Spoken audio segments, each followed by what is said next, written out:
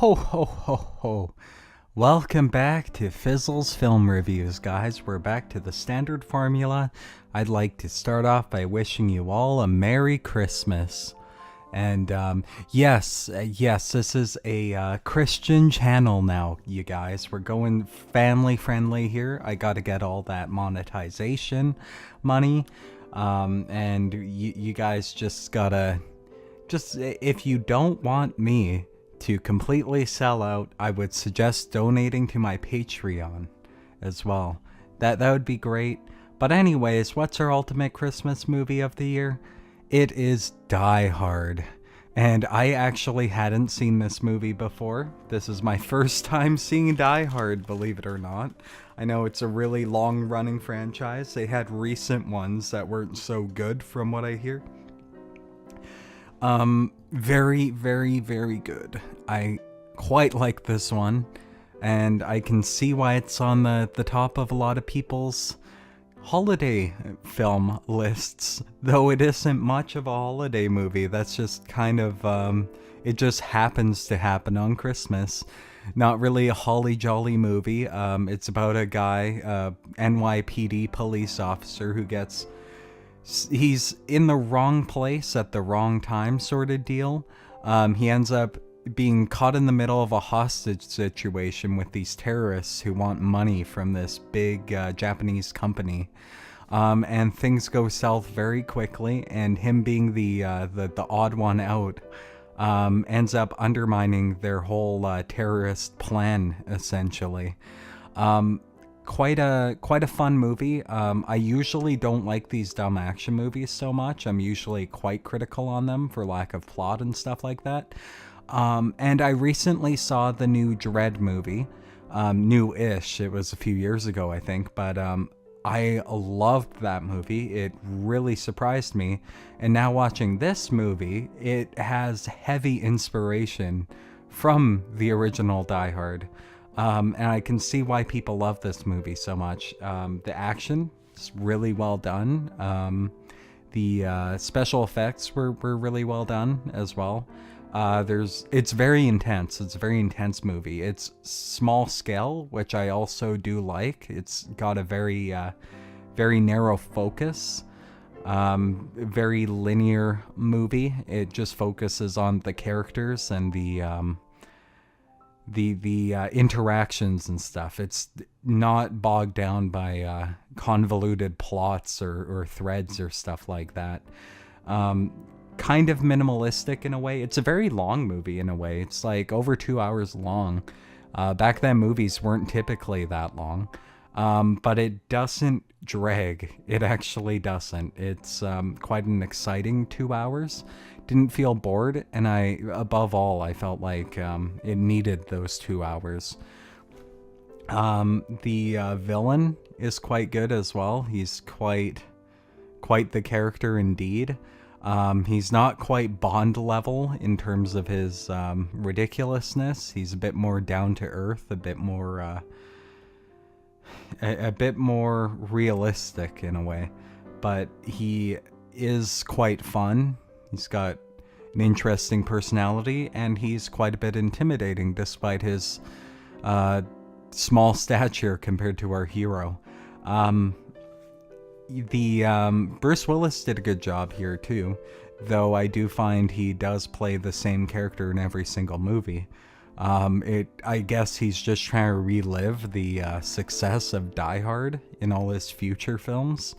But he's pretty good in this one. The relationship between him and his wife is quite an interesting one. It's not awful. They're not like divorced or anything, but they're not on good terms, let's just say. The side characters can be sometimes annoying in this movie, but all around they're okay. They seem quite stupid in comparison to John McClane, our big hero. Especially the police guy at the start. He just seems really lazy. He goes in there to check on the situation. Yeah, it's probably just a prank call, and just like walks out, like without inspecting much at all. But he turns it around once he realizes there's a crazy situation going on here. And there's a lot of banter back and forth between him and John McClane, and it's quite good.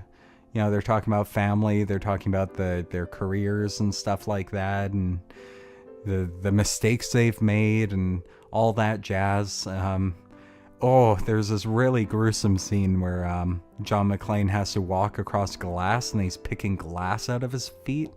It's a really nasty scene that's quite cringe-inducing in the right way. I like how John McClane kind of pushes reality a bit in terms of what he survives. I know there's a video making fun of how many times he should have died through the Die Hard series. But I find it's just within the realm of plausibility, even if it's not actually plausible, say if you're a doctor or something. And he does get like beat up and run down through the movie. There is actual tension where you feel like, oh crap, the hero is actually vulnerable. It's not like Rambo where he can run in guns blazing, you know he's gonna come out on top with all the baddies. Brains blown out and stuff like that. No, this is smaller scale, more realistic, and that's kind of what it's going for. There's a lot of history behind this too, a lot of behind the scenes that's quite interesting. Like the hostage, the scene where the bad guy finds himself caught with John McClane and he fakes being a hostage. Apparently that was only written in after they discovered the actor could actually pull off an American accent. So that's quite interesting. I believe Bruce Willis also lost most of the hearing in his left ear, left or right, doesn't really matter. Firing blanks in close proximity in one of the scenes because the blanks were like too loud or something like that. I hadn't known that before. That's quite interesting. And the scene at the end where Bruce Willis, John McClane drops the bad guy off the building, the reaction's genuine because they dropped the guy early to surprise him. And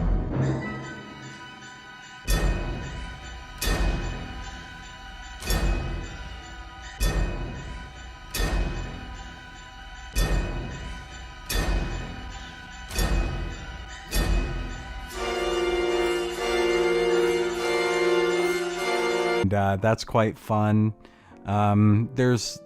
It's not a complicated movie, but there's enough twists and turns to keep you going throughout it. Very fun. Not much of a Christmas movie, as I've said before, but I'd highly recommend this one. I might have to give it a 9.5 out of 10. It's not a perfect movie. As I've mentioned before, some of the characters were a little annoying, but it is quite great in a large number of ways. I think this is like the pinnacle of these 80s action films, and it's right near the end of the 80s too, so that makes sense. They led right up into Die Hard. Prior to that, mostly just garbage. I mean, Terminator and Terminator 2 are great films. Those are more horror, kind of, in a way, though. Yeah, I can see why this is classic. Quite good. The best Bruce Willis film I've seen, but that's not saying much, because what was that other one I saw? That Cop Out? Just a complete trash film. I haven't seen many Bruce Willis films, really. Maybe I'll have to check them out to understand this hatred for him. Yeah, but yeah, good movie. Thank you guys for watching this video. Have yourself a holly jolly Christmas, and remember, kids, stay salty. And what was that thing that Bruce Willis says in the movie? Yiffy kawaii melon farmer, something like that. I don't know.